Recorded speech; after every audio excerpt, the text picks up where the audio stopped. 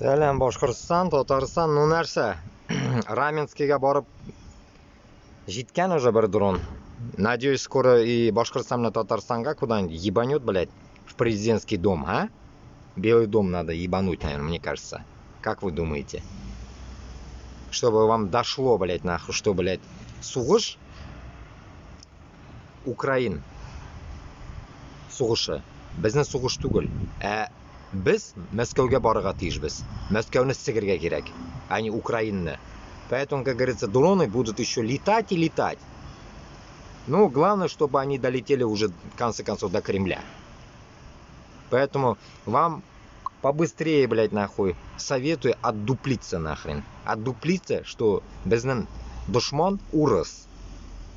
И Украинга бармагыз. Вы уже достали Украинга барага. Реально.